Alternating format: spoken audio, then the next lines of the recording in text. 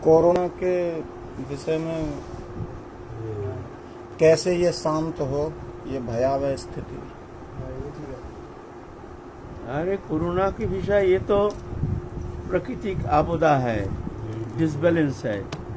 जब प्रकृति के साथ छेड़छानी होती है तभी जा करके प्रकृति शोभित होकर के रिएक्ट करना शुरू कर देता है, कुछ आपदा आ जाता है। ये जो है ये नियंत्रित भगवत इच्छा से होती है, ये मनुष्य के द्वारा नहीं होती है, ये भगवत इच्छा से होती है। और मनुष्य के द्वारा भी ये शांत होने वाला है नहीं। मनुष्य कोशिश कर सकता है, वो सोच सकता है कि मैं बहुत कुछ कर सकता हूँ, विज्ञान बहुत कुछ कर सकता है। एक छोटा सा वायरस पूरा पृथ्वी को हिला दिया, एक छोटा सा एक अनुपरिमाण एक वायरस, उससे हाथ लड़ने का शक्ति पूरा विश्व में सब विज्ञान तब हाथ उठा दिया। एक वायरस दिखा रहे हैं भगवान, देखो तुम्हारा ताकत कितना है, तुम कितना आगे बढ़ रहे हो। देखो एक छोटा सा अनुपरिमाण एक वायरस, वो वायरस के साथ लड़ने का शक्ति पूरा विश्व को हिला दिया है ना। फिर भी भगवान को मानने के लिए तैयार नहीं, फिर भी भगवत भजन करने के लिए इच्छा नहीं, फिर भी चेतना शक्ति को जागृति के लिए कोई इच्छा नहीं, कोई शिक्षा नहीं, कोई उपदेष्टा नहीं, उपदेश पालन करने वाला नहीं। जो भी दो चार कुछ लोग उपासना करते हैं, भगवत भजन करते हैं, उनके लिए भी कोई विशेष मान्यता नहीं हमारे लोक समाज में। जो भक्त है वो तो सम्मान करते हैं, वो तो मानते हैं, वो जानते हैं, वो विश्वास करते हैं। लेकिन बहुत नास्तिक है, वो ये शब्द थोड़ी मानेंगे। ये प्राकृतिक आपदा है। ये प्रकृति जब क्षोभित हो जाती है, प्रकृति के साथ जब छेड़छानी होती है, तभी जाकर के ऐसे आपदा कोई आपदा के रूप में सामने आ जाता है। सब जाकर के फिर जाते हैं भगवत शरण में, जब क्या उपाय अवलंबन किया जाए। ऐसे ही आपदा आई थी तुम्हारा 1900 शतक में। बाबा उस समय थे आप, जब प्लेग आया था, प्लेग बीमारी याद है आपको, है ना? प्लेग बीमारी आया था उस समय, इससे भी भयंकर आपदा आई थी उस समय, पूरा विश्व को हिला दिया था। 1900 के लगभग 1918। आज तो ऐसा होगा 100 साल के बाद आता होगा महामारी।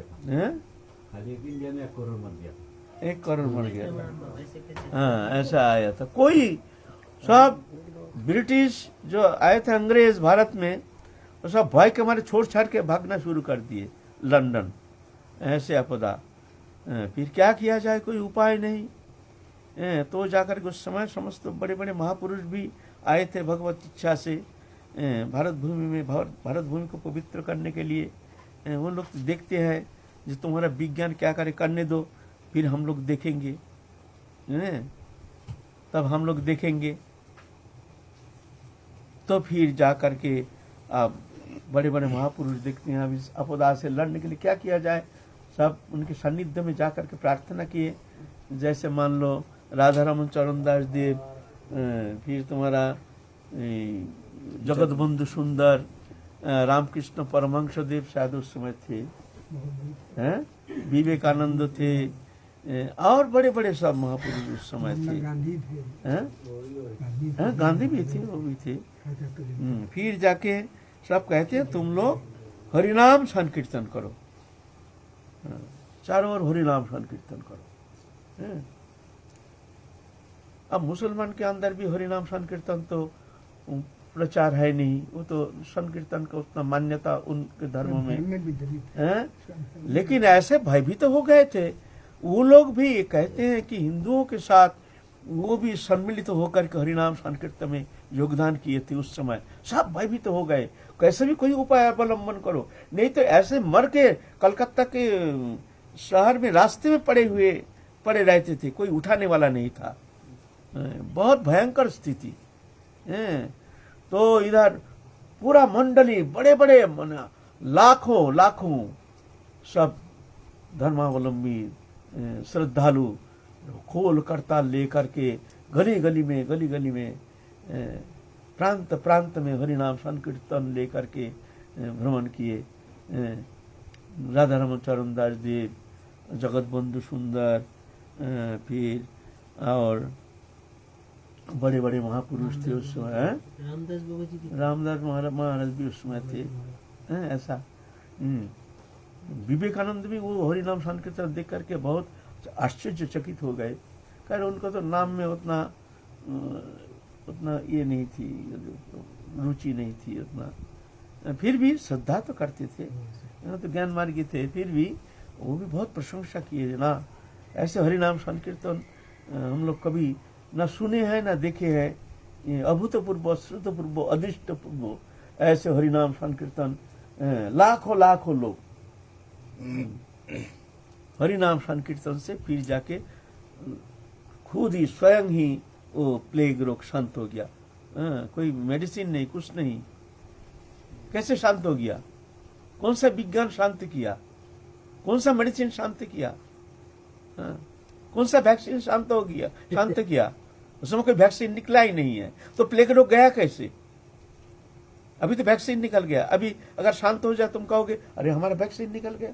तो उस समय प्लेग रोग जब शांत हुआ था, कौन सा वैक्सीन प्लेग रोग शांत किया था? तो ऐसा नहीं, ये तो आपदा जो है भगवत इच्छा से हो सकती है। अभी भी शांत क्यों नहीं होगा? हो सकता है। घर घर में सब हरिनाम संकीर्तन अगर करे तो भगवत कृपा से ये तो मेरी विश्वास है कि ये बीमार शांत होना कोई बड़ी बात नहीं है।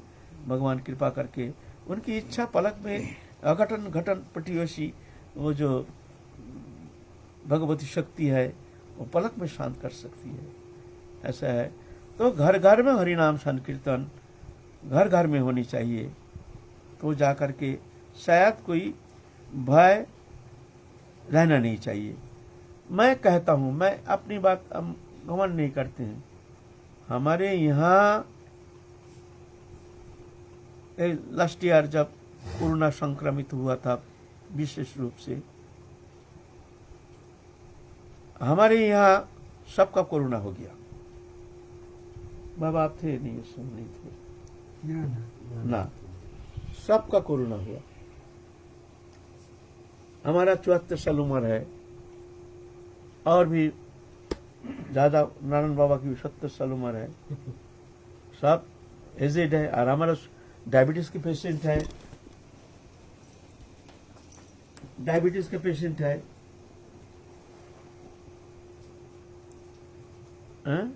ब्लड प्रेशर है। तो ऐसी स्थिति में तो शुगर तो छोड़ते नहीं है। वो हार्ट का बीमारी है, मधु बाबा 60 साल के ऊपर अस्थमा के पेशेंट है। लेकिन किसी को थोड़ा सा समझने नहीं दिया जो कोरोना हो गया। किसने बचाया? किसने बचाया? उनको समझने ही नहीं दिया कोरोना कब आया और कब गया, समझने भी नहीं दिया। ऐसे ही खा रहे पी रहे घूम रहे, आया और चला गया। ये भगवत कृपा है। यहाँ कीर्तन रोज होता है, यहाँ हरि कथा होती है, मन लगे ना लगे यह सब भजन करते हैं। और भजन का उद्देश्य लेकर के ही सब यहाँ आए हैं। यहाँ एक सत्यानुसंधानी, परमार्थ लोभी, अच्छा हो बुरा हो कैसे भी हो भगवत शरणागत है।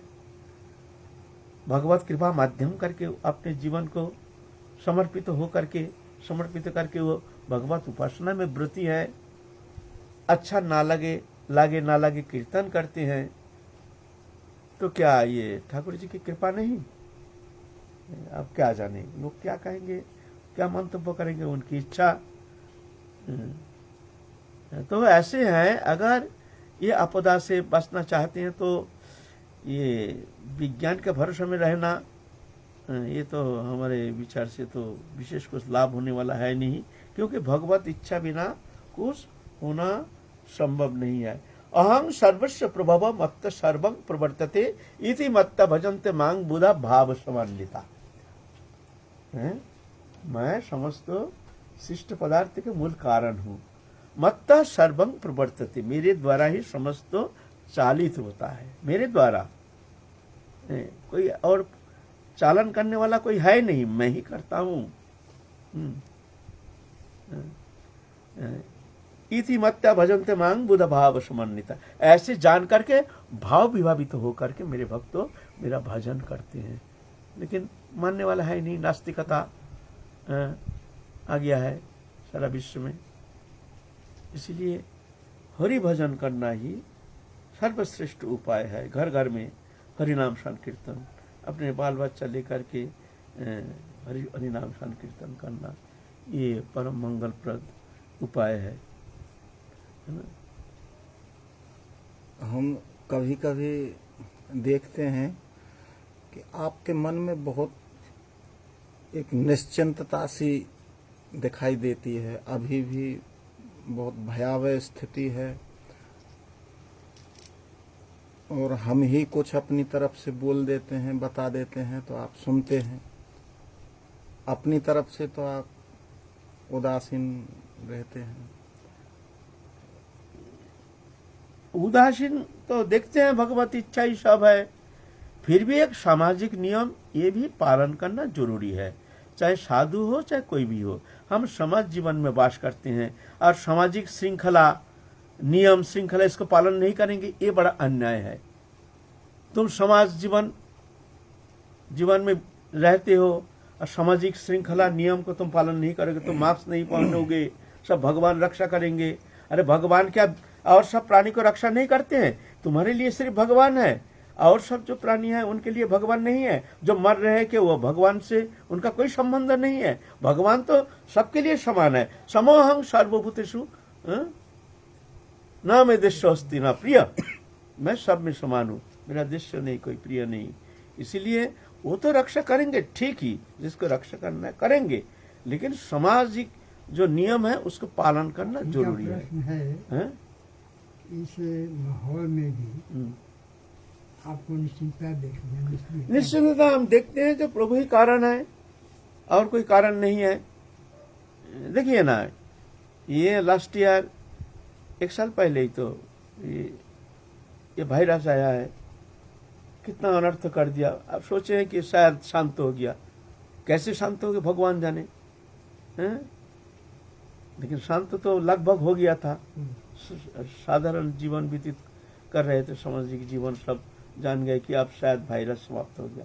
अचानक आंधी जैसे आ गया। कैसे आई है पता? तो इसीलिए ये मानना पड़ेगा, है ना, भगवत भरोसा, भगवत चरण में विश्वास लेकर हरि नाम संकीर्तन करना। शरीर से निकल चुके हैं, उनको निश्चिंता हुई ना, निकालने से ही नहीं, विश्वास होने से ही निश्चिंतता आ जाती है। निश्चिंतता कब आती है? जब तक अभिमान रहता है, कर्तृत्वपन रहता है, तब तक चिंता। जब मैं मेरापन रहता है तब तक चिंता। जब देखते हैं तुम ही हो सर्वव्यापक, तुम ही हो सर्व घट घटवासी, तुम हो अविनाशी, ऐसा जब जान जाते हैं, अहंकार समाप्त हो जाता है, तो निश्चिंतता। चिंता है कब? जब तक तुम्हारा अहंकार है, कर्तृत्वपन है। निश्चिंतता कब? जब अहंकार कर्तृत्व अभिमान समाप्त हो जाता है, तभी जाके निश्चिंत होता है। अहंकार संबंध है ना, खत्म हो गया ना। ऐसे पूर्ण रूप से तो होना संभव नहीं है। वो तो पूर्ण रूप से जब जड़ चेतन ग्रंथि खुल जाता है तभी जाकर के पूर्ण रूप से एकदम इससे अतीत हो जाता है। तानी कर्मानी न निबद्धन्ति धनंजय, उसको कोई कर्म उसको बंधन नहीं कर सकता है तो स्थिति में। लेकिन उसके पहले भी जो समर्पित हो जाते हैं, जो देखते हैं प्रभु ही कारण है, हम कारण नहीं है, हमारे चेष्टा के द्वारा कुछ होना संभव नहीं है, ऐसे जान करके प्रभु के ऊपर समर्पित होकर के, दृष्टा बन के, अकर्ता होकर के, प्रभु के दास बन के कर्म करते हैं, तो जाके वो निश्चिंत हो जाता है।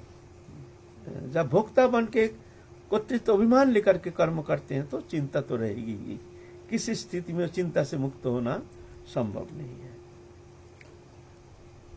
मेरा यही प्रश्न था कि हम ना चाहते हुए भी हमें जो है हमारा ध्यान 24 घंटे अभी इसी वायरस के ही चिंतन में लग जाता, स्वाभाविक लग रहा है। और आपको देखते हैं तो आप निश्चिंत हैं, ना कोई पूछते हैं, ना कोई मतलब सुबह से भजन में बैठते हैं और पूरे दिन भी कोई इस विषय में कोई वार्ता नहीं, और निश्चिंतता। ऐसे ही निश्चिंत हम बने तो उसके लिए क्या किया जाए? हम बने, तुम भगवत चरण में समर्पित होकर के अकर्ता बन के तुम चलो, तो फिर जाके कोई भय नहीं, कोई चिंता नहीं। करता अकर्ता, प्रभु ही करता है। जो कर रहे हैं प्रभु कर रहे हैं, जो हो रही है उनकी इच्छा, जो हुई है उनकी इच्छा, जो होगी उनकी इच्छा जान करके, उनके इच्छा के ऊपर समर्पित होकर के अकर्ता बन के जब कर्म करते हैं तो फिर चिंता मुक्त तो स्वाभाविक हो जाओगे। रहा जैसे छोटा सा बच्चा, रहा ही नहीं। घर में कितना अशांति, कितना कलह, कितना दुख, कितना झगड़ा, कितना क्या कुछ होता है घर में, हैं? बच्चा का कोई चिंता नहीं, खेल रहा, हंस रहा, कोई आनंद में कोई कमी नहीं। इधर लड़ाई हो रहा है घर में, परिवार में कलह है, हाय हाय खाए खाए खाए खाए, लट बज रहा है, क्या कुछ हो रहा है, बच्चा खेल रहा है। क्यों ना? वो अकर्ता, उसका वो अहंकार उसमें ना रहने के कारण, कर्तृत्व अभिमान रूपी अहंकार ना रहने के कारण वो निश्चिंत तो खेलता है, माँ की गोदी में खेलता है। ऐसा है, ये अहंकारी तो, कर्तृत्व अभिमानी तो चिंता का मूल कारण है। क्या होगा, अब हम क्या करेंगे, अब हमको क्या करना है, अब हम क्या करना है? जो करेंगे प्रभु करेंगे, तुम उनके ऊपर समर्पित होकर उनके भरोसे में रहो। हाँ, कर्म करते रहो, लेकिन वो कर्मों के कर्ता मानो प्रभु करा रहे हैं, उनकी इच्छा वो करा रहे हैं, हम यंत्र मात्र हैं, हमको चला रहे हैं, हम रथ तुम रथी। ऐसे में सेवक के स्वास्थ्य के लिए जो चिंतन होता है वो भी अवांछनीय है या समर्पण की कमी से? ना, देखो ये तो प्रेम है ना। हमारे जो गुरुजन है, गुरुवर्ग है, माता पिता है, वृद्ध माता पिता है, तो उनके लिए चिंता तो स्वाभाविक होती है। प्रेम ही कारण है, श्रद्धा ही कारण है, ऐसा तो दोषणीय है नहीं। लेकिन ये जानना चाहिए, ये प्रभु की इच्छा जो हो रही है, लेकिन अपने चेष्टा में कोई त्रुटि नहीं रहनी चाहिए। मान लो गुरु वर्ग के जो सेवा करते हैं, जो सेवक रहता है, या घर में जो बच्चा रहता है, जो माता पिता की सेवा में रहते हैं, वृद्ध माता पिता, चिंता तो करनी ही चाहिए, लेकिन जानना चाहिए जो होगी वो प्रभु की इच्छा, ऐसे जान करके विचलित नहीं होनी चाहिए, चिंता मुक्त रहना चाहिए।